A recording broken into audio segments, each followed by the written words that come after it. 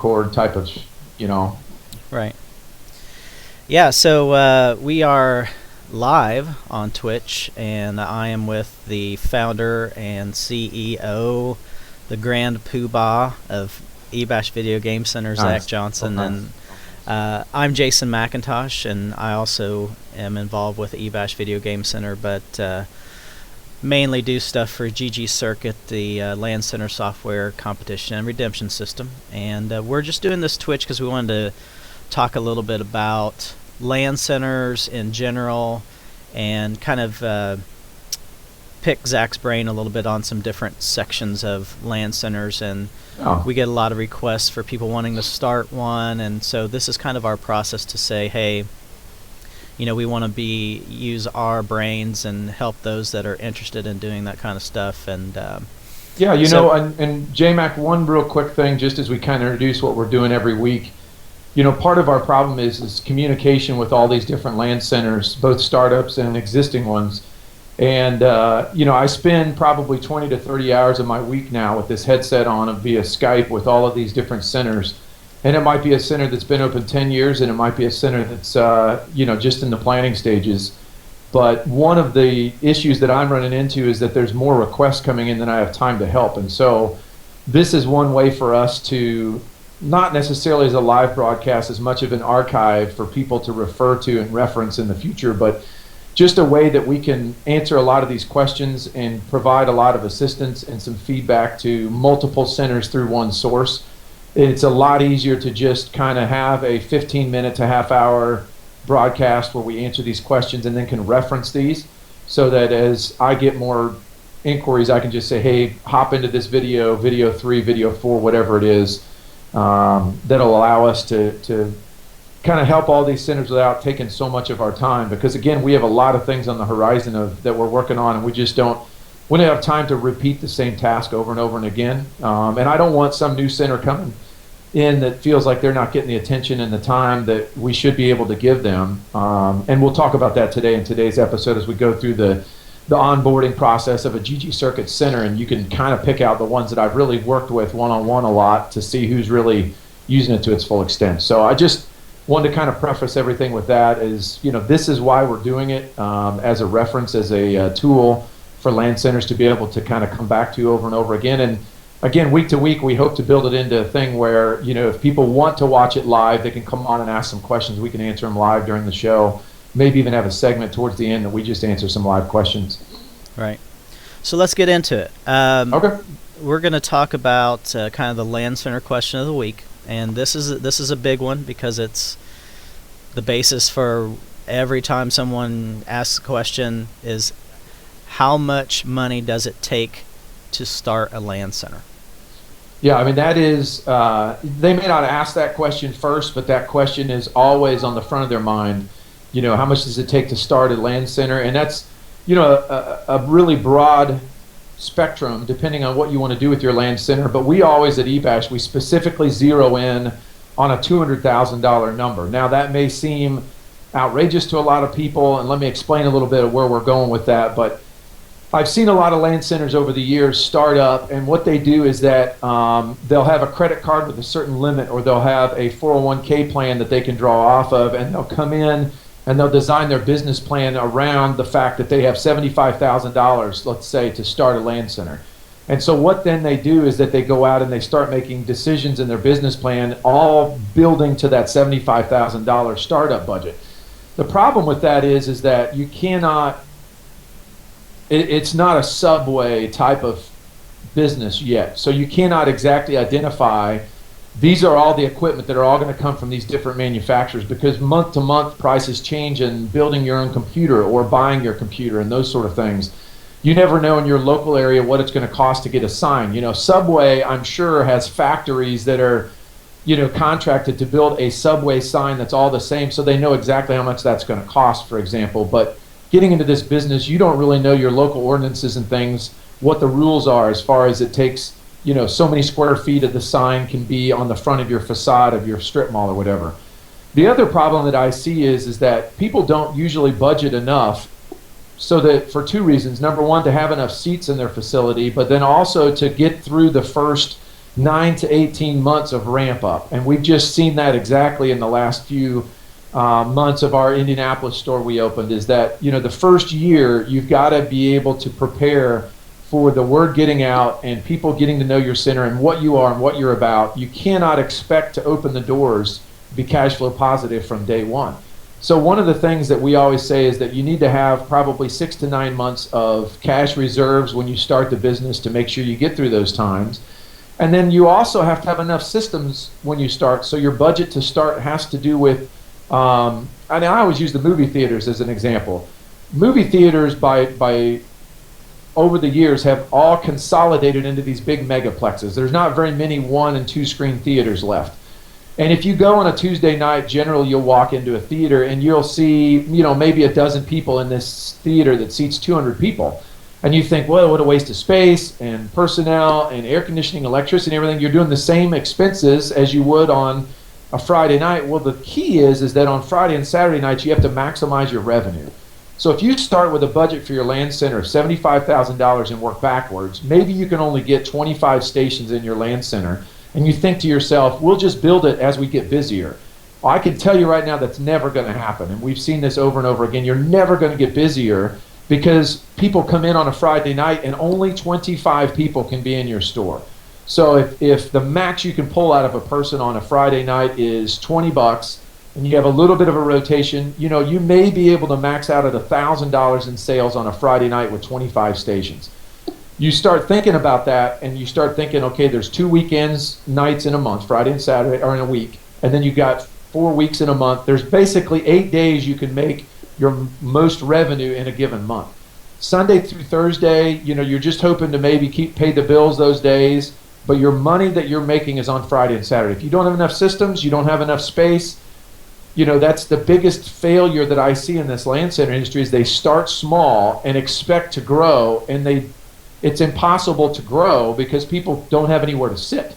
So they're in this chicken before the egg type of thing where they're just making enough maybe to just barely get by, and they never make enough to add more systems in or to expand the space to the empty strip mall space next door because they haven't started with that budget high enough. So at eBash, we always say $200,000.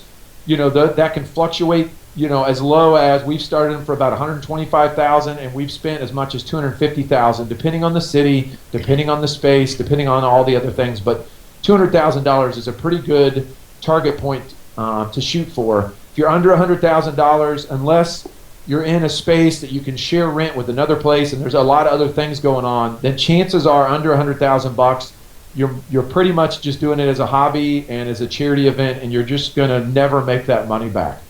Right. And I think a good thing to note too, you know, over the years we've had trials and errors too. Lots. You know, we've done different stores that haven't panned out in smaller markets, and whatever the reason was, personnel, you know, yada yada. But you know, everybody I think comes to you because you're the most successful person that's ran this the longest. But you know, we've failed and succeeded many different times, and it's you know, very roller coaster. And it's a constant, right? It's a constant change. You know, right. We just had manager meetings, and we're implementing some new policies November 1st at eBash. You know, and eBash is getting ready to start. Our 12th year. We're almost 11 years old, going into our 12th year here in business. I mean, it's, you know, after 11 years, we're still tweaking our policies and our procedures of, you know, like what age is appropriate in the store, and, you know, how we should handle bags in the store, and those types of things that we've tried and failed many different things. You know, it's a different age that you're starting in now. You know, in 2015, going into 2016, it's not 2004. 2004, I leased all of our equipment when we opened. You know, it was a different marketplace then. Financial institutions were different then. That was before the crash of the housing market. That was before the recession. You know, it was a different time period. So people, you know, just like any other business, you have to prepare for those ups and downs and those surprises. And in an infant industry like LAN centers, that's even worse. You know, even looking at us, you know, we're not a wildly crazy successful story. We've managed to stay open for this long, which is the success story. You know, there's not, you know, my Lamborghini's not out in the parking lot. You know, I mean, we're not to that point yet. So, I mean, not that I would have a Lamborghini, but I don't have a Chevy Bolt or unless you're living in it. Yeah, that's right. That would be my house. That's right. Okay, so let's move on to the next topic of the day, and LAN centers are up, they're going, and now they want, talking about the ideas of Friday and Saturday and trying to have the most stations that you can. How do they move on from that? What is their growth potential? What's an idea that you have to help a LAN center grow up to the kind of the next stage? Yeah, one thing that I picked out for this week on this topic is specifically to the time of the year. So I've watched 2 centers close recently that I follow, and again, my world is surrounded with LAN centers all over the United States, all over North America, basically all over the world now, and I watch how everybody interacts, how everybody promotes, and it makes me sad. It's like children that that don't follow our directions or don't do what we think is right, and then we see them fail. It's hard for me to watch these centers close. So this time of the year is a rough time, right before the release of all these games, which is going to put a strain on everybody's budget to go out and buy all these titles. But it's also the slowest month of the year in September as far as income goes. So I want to address a little bit about this slow time, because one thing that I see a lot of existing centers, whether they're 2, 3, 4 years in, they start losing some momentum and some drive and some fire in keeping their centers fresh. And I find myself doing this. I find our store managers doing this a lot. But it's a lot of times you're thinking, I don't have time to do any of these things. I don't have time to do this project here in the store because I'm too busy running the store. Well, September and October is the time to get those projects done that have been going on all year that you've not had time for. So simple things that don't cost a lot of money, like going to Lowe's or Menards or Home Depot and buying some paint and repainting a room, paint a pattern in a room, paint a design in a room, theme a room differently, pull everything out of there, put black trash bags over the door for a week and close it off and say there's secret things going on, and then roll in some new chairs in that room, or that section of your store if you don't have rooms. Just pick something and spend a little bit of money on it to redo it and make it fresh, and to give it that fresh feeling going into this busy season, which is November, December, January for LAN centers. I just feel like a lot of people, they back away from doing those types of things that are the things that interest gamers when they come in your store. You don't have a lot of money right now because it's the slow season, so you have to be creative with what you do. Go back to some of your grassroots marketing ideas. Go back to printing out flyers and passing out flyers. Those things you don't have time to do during the busy season, do those now. Reach out to churches, reach out to nonprofit groups, try to reinvigorate your birthday party packages. Those are the types of things that, again, this is just from our experience. We spend our summer running around like crazy at these conventions.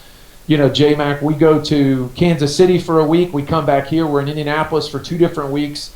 We're talking about expanding to Cincinnati and Chicago and Atlanta with these conventions. We don't have time during the summer to get anything done. Mm-hmm. But then we get into this season where all of a sudden it's like it's stressful because the money's not coming in. But as far as projects and time, it's like a relief. It's like a take a breath, step back, look at everything. What are some things we can get done around here? I know our staff, for example, are going around and just cleaning up games on the PCs, old games, putting new games on. They're going through the Xboxes, deleting and adding, new games, or making sure the games are properly installed. Those are things you don't have time to do that all year long.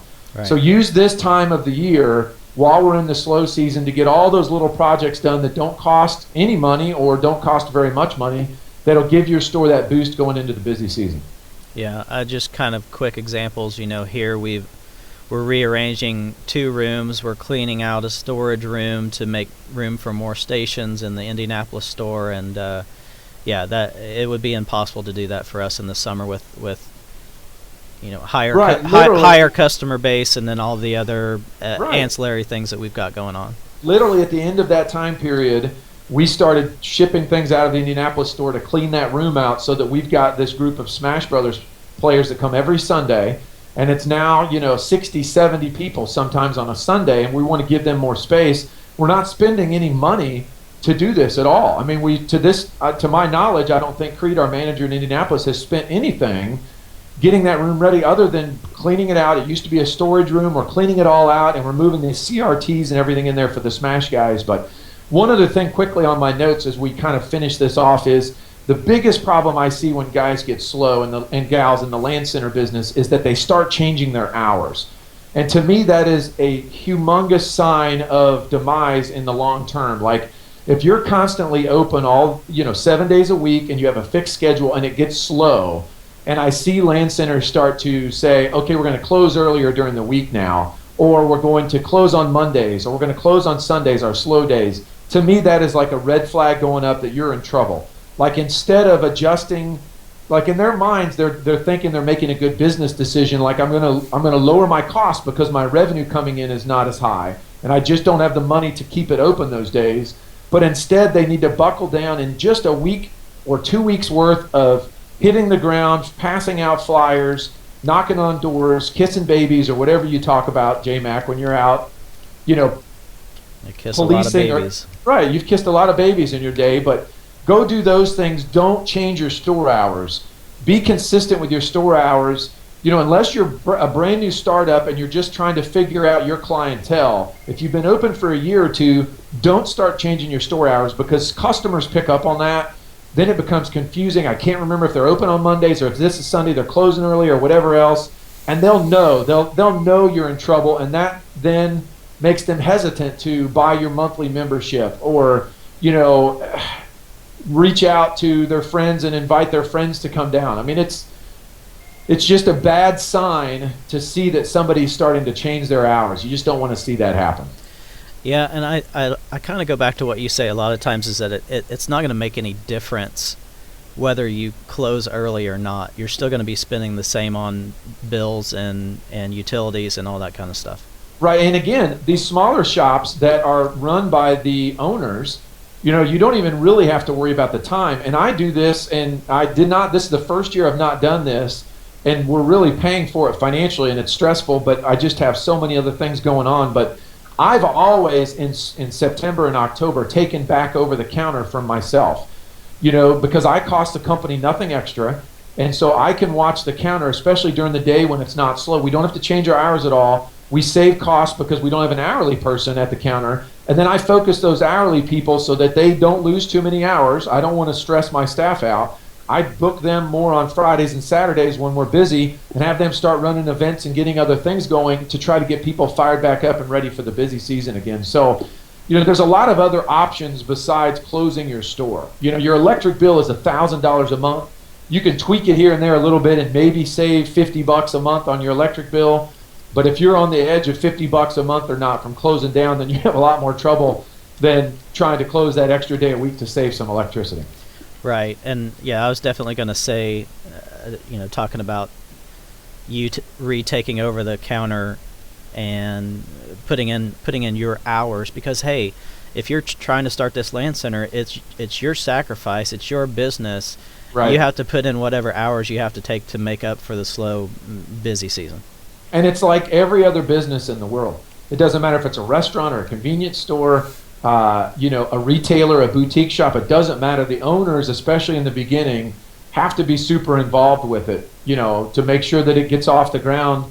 Because it's a brand new, it's like having a child. You have to teach that child. You have to raise that child. You have to nurture that child. You can't just throw your 1-year-old, out into the world and expect her to survive. It's just the same with the business. Yeah. Okay. Switching gears a little bit, we're kind of going to go into the ggCircuit Pulse section here. I'll get my graphics set up. There we go.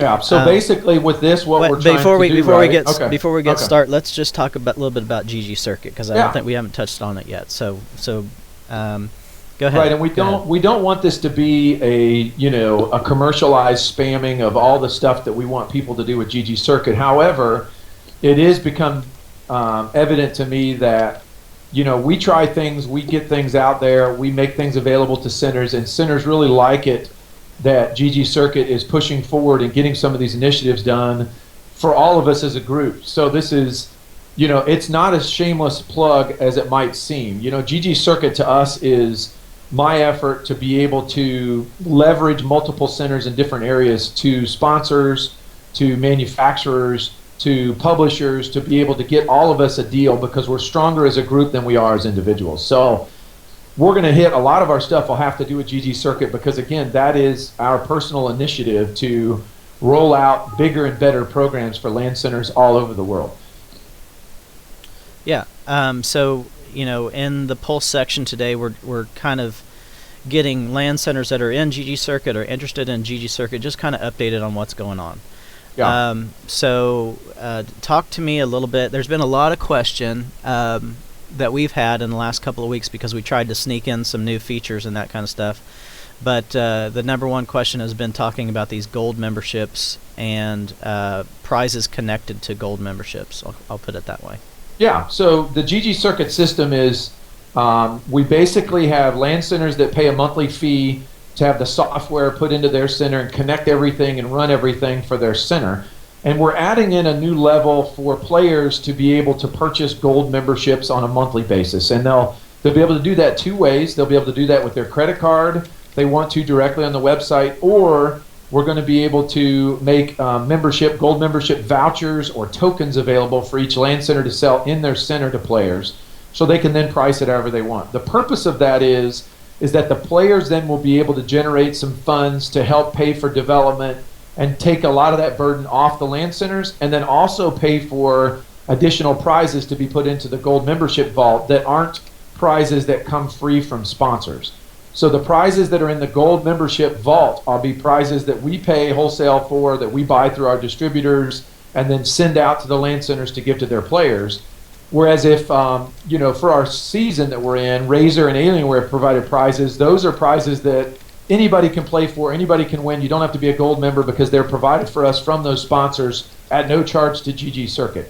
So the gold membership is not really officially out yet. The trifecta of things, we'll talk about some of the other things in the Pulse, but it is coming very, very soon. It is ready to go, and some centers have found it, or some players have found it.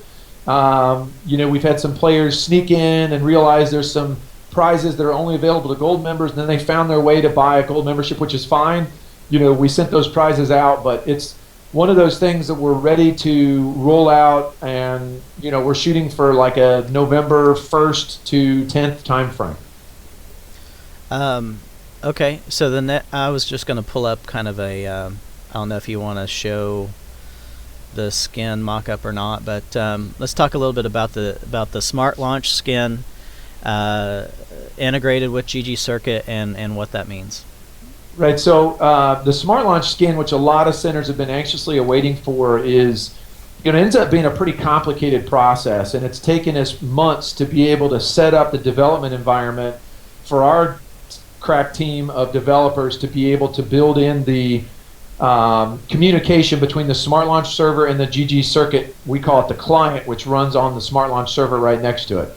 So what'll happen is that a player sits down at their PC, and they'll see immediately live stats on either side of the screen and events coming up and things to do with ggCircuit. And then when they log in, it will then give them a lot of their personal data, where they stand, what their coin balance is, what their prizes are available, some challenges they can join.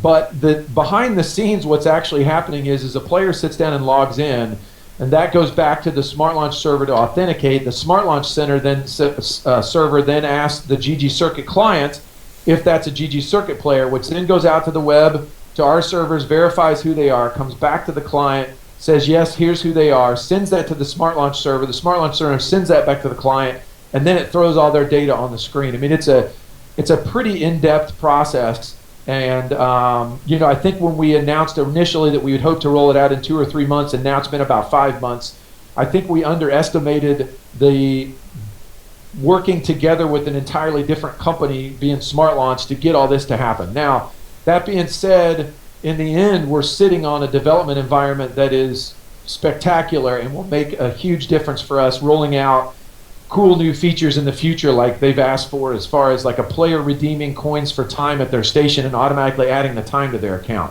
We have that communication now going back between the Smart Launch system and the ggCircuit system right on the server inside the LAN Center. And so there's a lot of milestones that have been checked off of our list in that process. But again, the trifecta of things we want to roll out are the gold memberships, the skin, and then, if you want to roll into our next point of our pulse today, which is CSGO.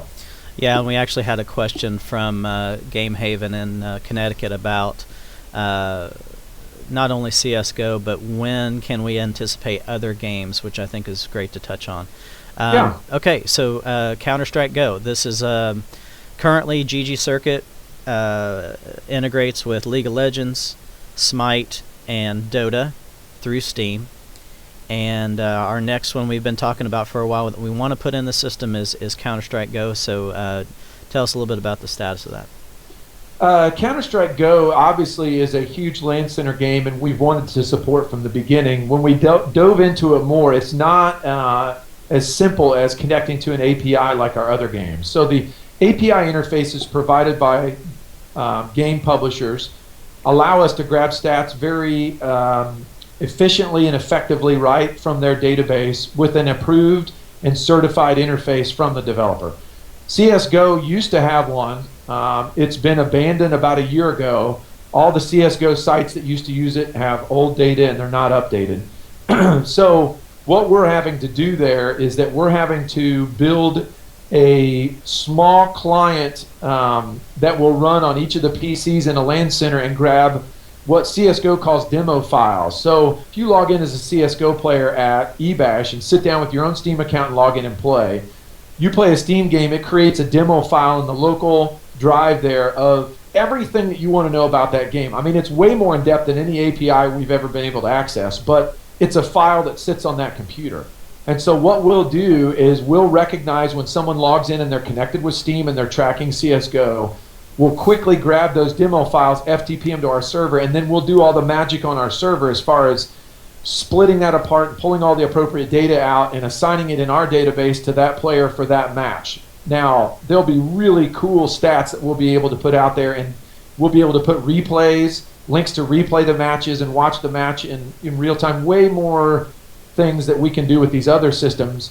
But that is causing us, again, months more of development of our system inside there to handle this process. Mm-hmm. Now, that being said, to answer Brett's question from Game Haven, our plan is to release a minimum of one new game a month as far as support.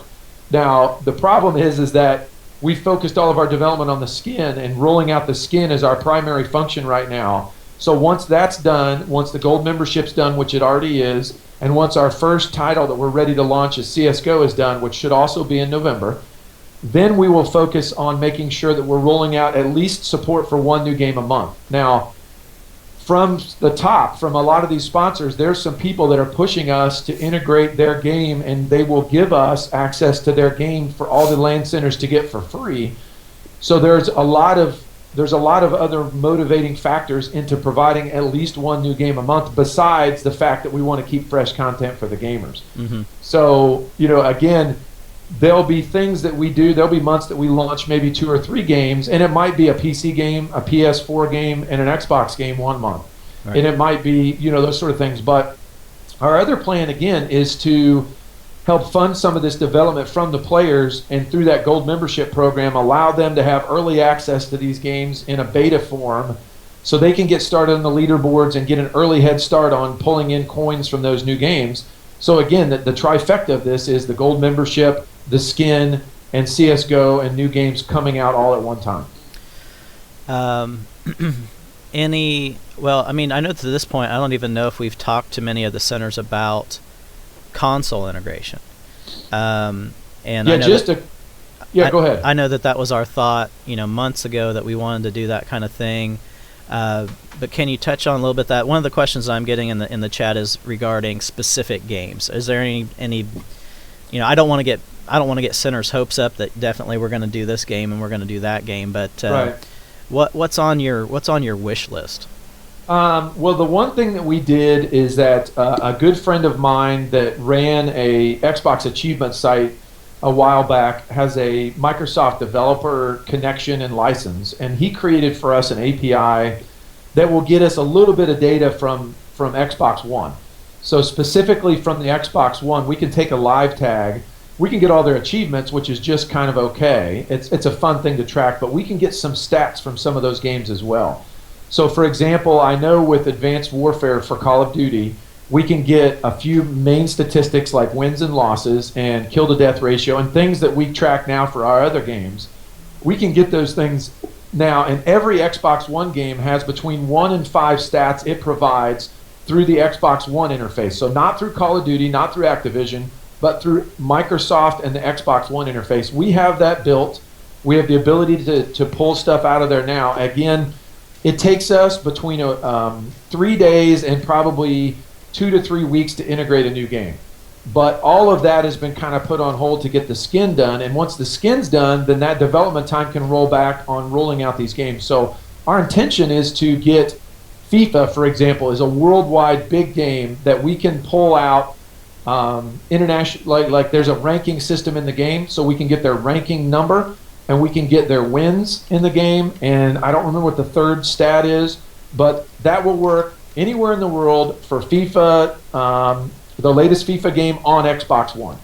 So that's something that we have the interface built for, and we can roll out Xbox One games pretty effectively then, because we've already got the interface done. It's just a matter of looking at that game and seeing what stats it provides. PlayStation, we have a great relationship with a really high up guy at PlayStation. He's a friend of a friend, Mike Sheets, our buddy there in Indianapolis at Ovation. I remember when he said, I know somebody at Sony, and I laughed at him because I'm like, nobody knows anybody at Sony. You can't find anybody there. Sure, you might know somebody that works at a plant somewhere, but this is actually a, vice president high up at Sony.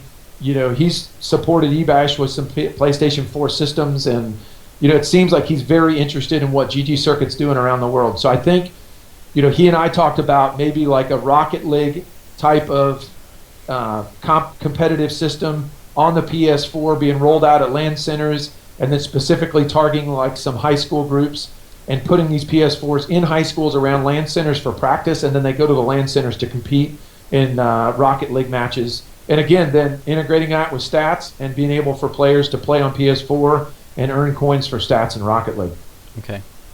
Okay, well, let's move on to the next topic in ggCircuit Pulse, which is the Nvidia Events. Yeah, Nvidia is awesome. Oh, we love them. Go ahead. I mean, okay. I don't know anything about this, so you move forward with it. You're as blind as everyone else. Right. Okay, you only let me in on certain topics. Yeah. So Nvidia is super excited about some of our initiatives in other countries, but they're also very excited about what we're doing here in North America. So what they're rolling out, and some of the centers have seen this with their, they called it Friday Night Fights, and then they called it Weekend Warriors that were ran through iGames. Those things that we're working with them on now is to roll out ggCircuit support for anybody on ggCircuit. Nvidia will then roll in some extra prizes for those events, whether or not they're selected from iGames or not. This is kind of a ggCircuit thing. So, for example, our next Nvidia event is next weekend, I think, for League of Legends. It'll be a same Weekend Warriors format that they can only support like 10 centers in North America. But what they can do is give ggCircuit extra prizes and let all of ggCircuit centers that have players playing League of Legends that weekend earn raffle drawings and give away a couple graphics cards, some swag, that we can send out to players and build on that so that the end goal is, and this is, I guess I'll just kind of tease this a little bit, we're working on trying to put together the world's largest, we call it WANdemonium from back in the day, but a WAN network is a wide area network where multiple LANs are connected together over the internet.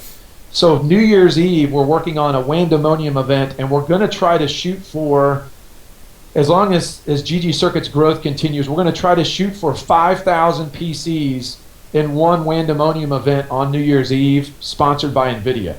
I think it'll be, again, my pushing for game centers is always have events, always have things going on. Don't always just focus on $5,000 tournaments. It doesn't draw the right kind of players in. Focus on fun events for your regular players to participate in that are not super competitive, that they can join as random people, not full teams. That's what we're going to do. So all night, starting on like New Year's, we're going to follow the timeline around the world, starting on the dateline, and follow 24 hours, kind of like their NVIDIA 24-hour event they did. And around the world have a competition between players trying to see kind of like our season. How many wins can you get in certain games? How many kills can you get in certain games? And your center has 24 hours to amass as many as they can in that time period to see which center can be crowned the best and the winner. But then all the players that are playing will be eligible to win some of those cool prizes. Yeah. So there's a lot of fun stuff happening with Nvidia. Okay. So this is a topic we added right before we went on live. We just breaking news. Breaking news. We just got a little bit of information about Halo 5 and potentially what that could mean for ggCircuit. You take it. Take the yeah. wheel. So I'm super excited about this because as I mentioned earlier, we have access to Xbox One, a few stats in a game, but if they give us API access to the Halo data, then Halo can go right into our system exactly the same as all the centers are used to seeing with League of Legends and Smite and Dota. So we can start tracking all kinds of coin rewards and leaderboards and point systems and kill to death ratios and everything for Halo right inside the game. And the best part about it is that, again, there are things that happen for us that seem like the stars are aligning so that these things can happen at the right time. Just this year, we made a great contact with 343 Industries at an event we were at for PopCon for eBash. So, again, we're building this LAN Center inside of this gigantic comic convention. It's a ton of work. We don't really make any money doing it, but we're starting to get attention from a lot of these big sponsors. And we met the 343 people and held some qualifier events and gave away some passes to their event. They brought us some swag. They really like us. As soon as I saw this announcement from Halo about their API, I shot them an email this morning. When they wake up, it's 8:30 out on the West Coast. So when they wake up and get to the office, I expect to hear back from them. I guarantee you they'll give us access. I guarantee you that they'll get us some prizes. And we'll be able to have a cool launch of Halo 5 this fall, hopefully up through the holiday season, where we have weekly leaders that will win some prizes directly from 343 and Halo, and then some random prizes to give away just for participating.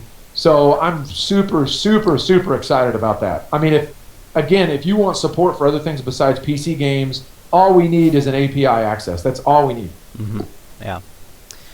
All right. So the last topic in the ggCircuit Pulse for this week, and just wanted to say this while I was thinking about it. I think next week would a good thing for the ggCircuit Pulse would be to talk about the different memberships. We were talking about gold memberships, but right. There'll be some other levels that I think will be important to talk about, just to kind of get a. Did you write that down? I put it in my. You need to write it down right now. You know how we do it. Type it in the notes. We'll forget about it. It's in my document. And that's important too, because like the Nvidia support, right? That they have to have a terms of service that the players agree to participate, and it's free.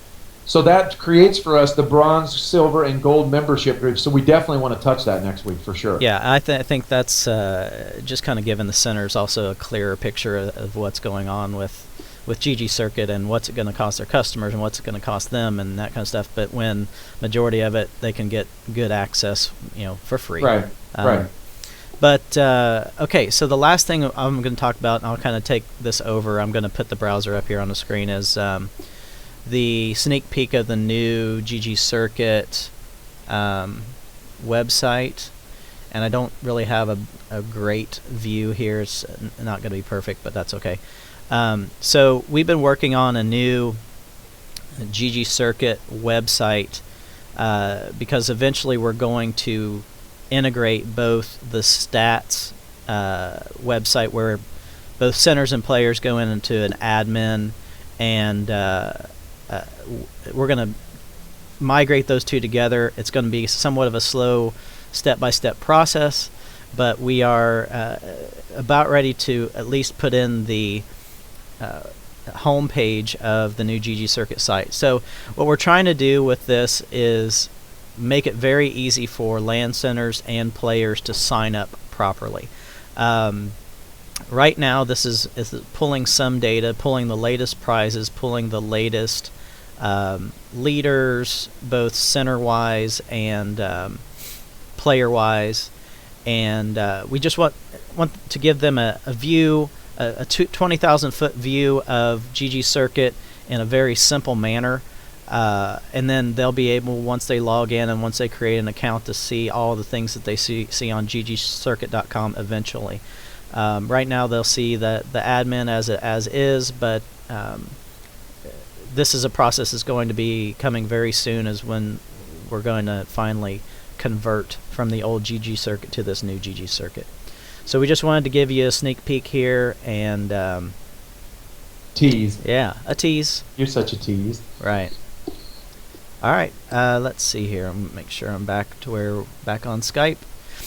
And all right. So that's the ggCircuit Pulse for the week. And now we're gonna head over to the ggCircuit Tip of the week, and we're gonna talk a lot about the stages of a LAN center in regards to ggCircuit. Just from my perspective, we add probably 4 to 5 centers a week. And a lot of times, Zach and I feel like some centers kind of get lost in the shuffle, or they've gone to sign up for ggCircuit. We've provided them their install, and now they don't really know what to do, even though we've tried to provide tools through communicating through email and Facebook and that kind of stuff. So we're going to talk specifically about the steps of when a center gets added to ggCircuit. Yeah, and one thing that, again, hopefully this weekly video, if you and I can stick with this every week, but one of the things that we've got to do is we've got to be able to do more visual cues, and we've got to be able to show them what we're talking about as far as walking people through. When I first started doing this, a lot of the centers, I did remote demos of the software, and I walked them through, here's how you do these different stages. To us, a ggCircuit center that's fully on board, that's fully integrated, that's going headstrong in the program, has all of these steps done. And I'm just going to quickly go through these steps, and then we'll break these down every week and give you some tips on each one of them. But basically, as of today, now yesterday when I made these notes, there were 85 centers in our system. We added 3 more overnight, so there's now 88 centers in the system. But out of those 85, when I did these stats yesterday, the first stage is that they just sign up, they're interested enough to sign up, and they need to then log in and create their password. As of last night, there were 13 that had not yet done that. So there was 13 that have signed up that hadn't even created their password yet. And then the next step is to download and install the client.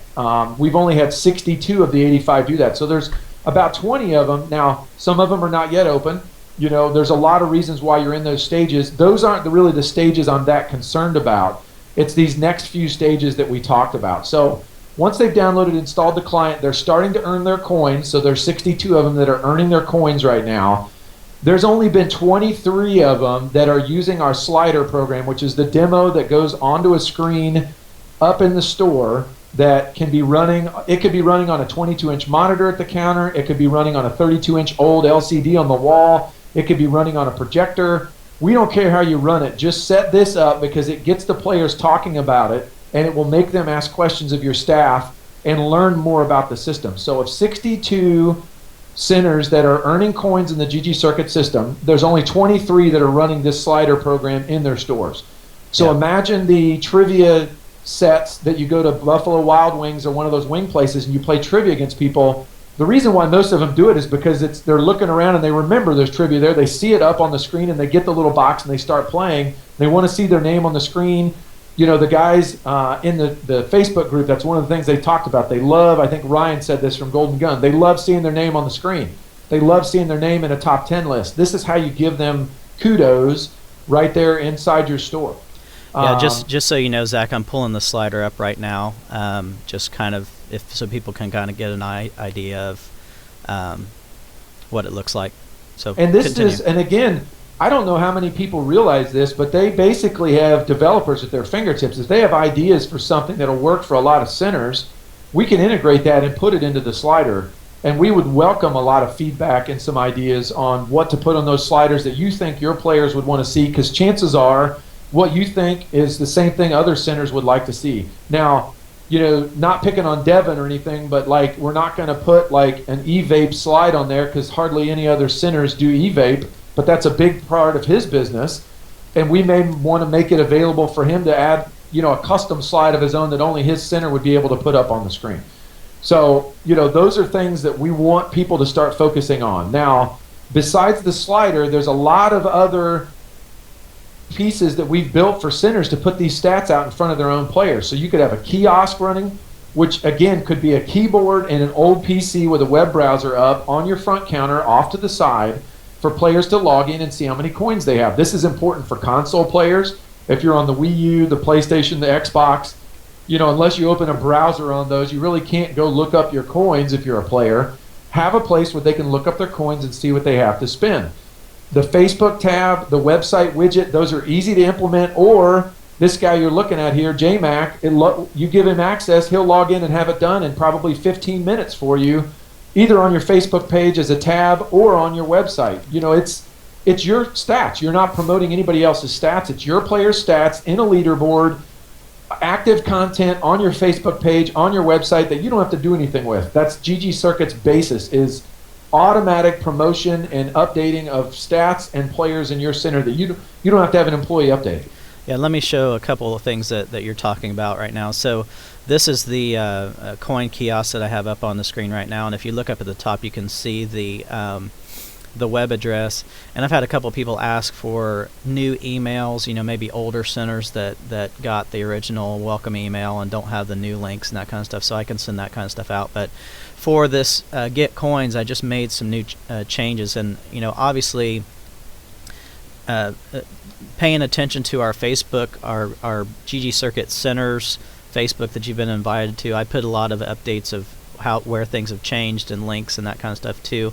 But right now, when you go and you look at the coin kiosk, this is something, especially in eBash Terre Haute, that people check this all the time because they want to know how many coins they have, how many coins they're available to spend, and it saves a counter employee from having to take their time and look up a player, which we don't mind doing, but again, anything that we can make automatic to take away from a center employee having to do it is great. So I made a little bit of updates on this coin kiosk, in that now they can see how many coins they have available to spend and what that next prize they have available to reach. Kind of give them incentive to play a little bit more, earn a little bit more coins, stay in your store longer, if they find that next prize up interesting. Right. Which actually leads in. Can I lead in then into the prize vault with that? Just a second. Let me show the Facebook tab real quick. Oh yeah. So the Facebook tab is this is the eBash Video Game Center Facebook page, and you can see there is a leaderboards link right here, 2 spots over from the timeline.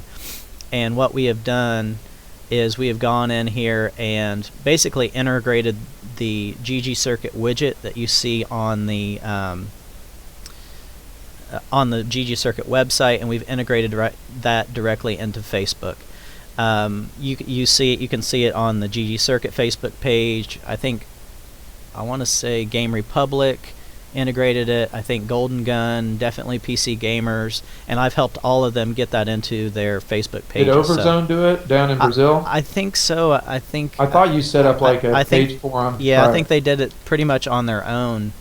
Let me pull them up real quick.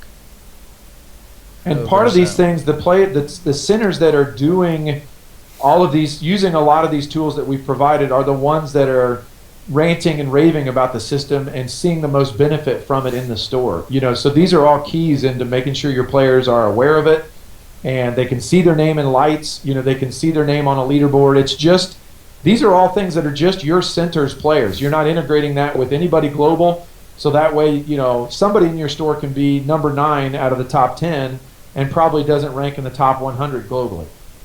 Yeah, I'm showing Overzones. They have a tab called OZ Ranking, and it shows all their data right in Facebook. Yeah. So there's a question in chat about, does a coin kiosk need a dedicated computer somewhere in the store front counter? Answer is yes to that.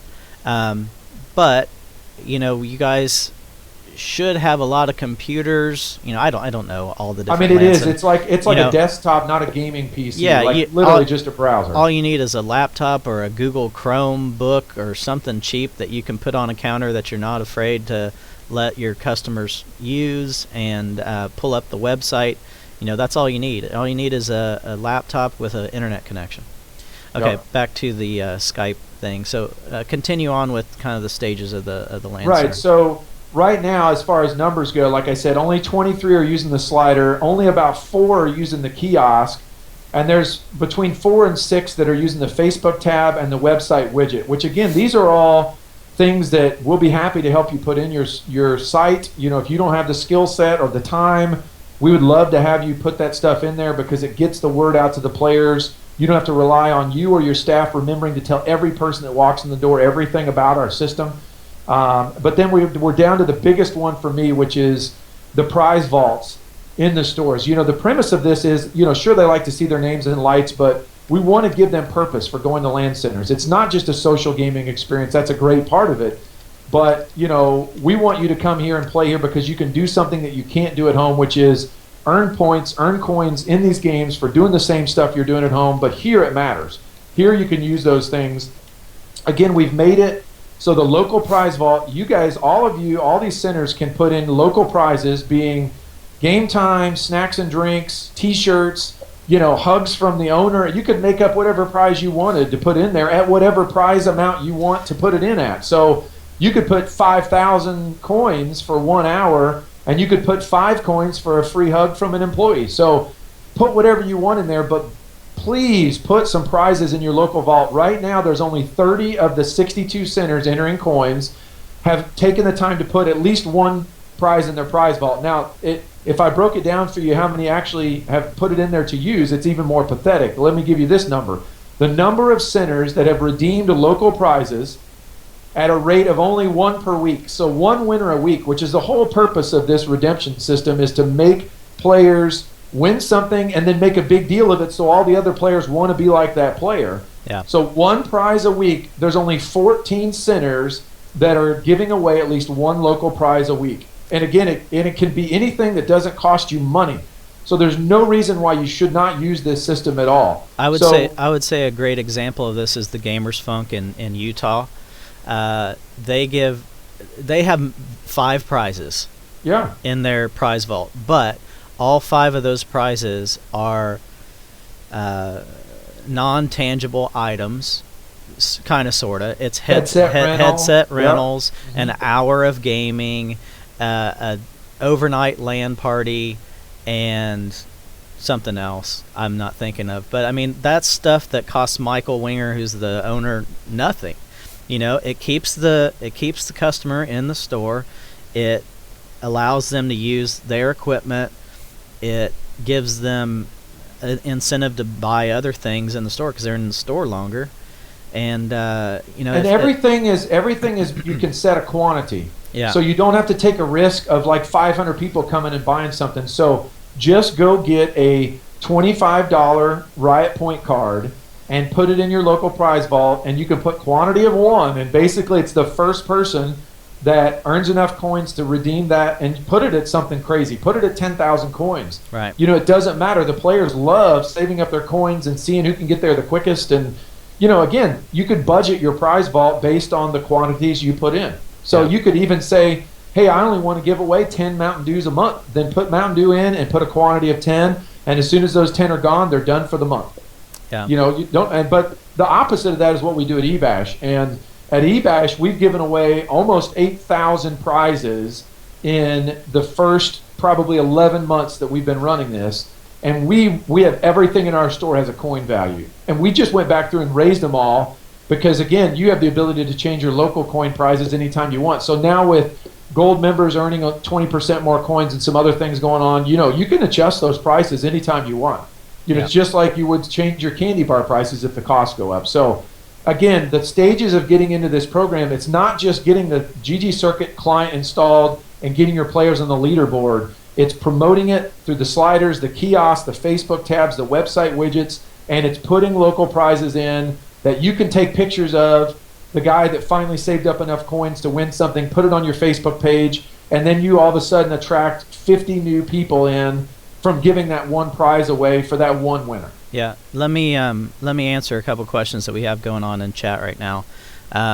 One of them is... Well, you don't realize that one problem we're going to have is the stores open in like 5 minutes. So. I know. Yeah. We're almost there. We tried to do this show before the stores were open, so there wasn't commotion. But right. Remember, we were going to do this in 15 minutes. Yeah. It's your fault. You talk more than me. Right. So there's two questions regarding Raspberry Pis and the kiosk or the slider. Absolutely, you can use Raspberry Pis. It's a cheap alternative to be able to load up the slider, load up the kiosk, whatever you want to do. I know specifically, like Anselmo from Overzone was talking about utilizing the slider with a Raspberry Pi very soon, and I know Andreas from Escape Gaming has been using it since the get-go. Since the very beginning, and he has that attached to the screen, and it's set to auto-refresh, and the homepage is the slider. Yeah. And he just literally, like, and I've never seen a picture of it, but in my mind it's like bolted up high to the wall, and no employee ever has to touch it. Like literally just turn on the TV every day when you open. Yeah. The second question is regarding to calculating approximate value for prizes in dollars. Initially, when we were doing this, we said 200. This at eBash. At eBash, we said 250 coins was $1. Right? $1 was 250 coins because we had no idea at what rate they would earn them. We knew the base rate is 50 coins an hour for just being logged in, and then we know now because JMac, you guys on all the profile pages, what you built was that's a really cool stat. Can you show them that? Right. So on your locations page, I'm going to go over to the browser here. This is on ggCircuit.com right now on the locations page. If you go into that locations page and you find your center, so I'm just going to pick eBash Indianapolis because that's what I know. Do what you know. And let this load up here for a second. On the right-hand side of this locations page is a stat. There's a lot of great stats. I mean, this is stuff that they could all use, but yeah, go ahead. That says average coins per hour. And so you can see at eBash Indianapolis, we get 66 coins per hour. So that's a great stat for a center to go in and say, hey... how many gamers, I can't see your screen, how many gamers does eBash Indianapolis have active? 2,500. So 2,500 players are averaging 66 coins an hour. Right. So that metric is all you really need to know to feel comfortable pricing your items. Right, and that's something that you can go back, after you're full up and running, and maybe check every month or something like that in case you need to go in and readjust the coin prices on your prizes. But at the same time, and I can't stress this enough, integrating your prizes into your LAN Center is what's going to make your customers want to come back and be integrated into ggCircuit even more. Because once they start finding out that they can get free stuff for staying 5 to 8 hours at your LAN Center, they're going to want to do that multiple times a week. Zach and I were talking about this the other day, and it was just that if we took ggCircuit away from eBash, we would have a riot on our hands because they are so used to coming in and maybe getting a free Coke or a free Mountain Dew or something like that just for coming in and playing, and they appreciate that so much. And I know that they watch the leaderboards and they watch their coin balances, and I know that they're coming in more often. Like, we've gone through the data and we've seen the number of visits per customer have risen, and it's up to you guys as center owners to capitalize on that monetarily, like in your sales. So, make sure that you're not giving away too much free time with your coins, so that it creates this spiral of like, well, I play for 10 hours and get this many coins, and then I can buy 10 hours more of free time. But also make sure that it's obtainable. Like, don't make it so far outreaching that nobody wins. Yeah. Pick some smaller things and let people win so you can make an example of them to the rest of the players and get everybody excited. All right, so let's finish this up with our last couple sections. These are all graphics, yeah, these will be quick. So your pretty face won't be on the screen. But we want to welcome some new centers to ggCircuit over the last week plus, and those are Game On LAN from Buffalo, New York.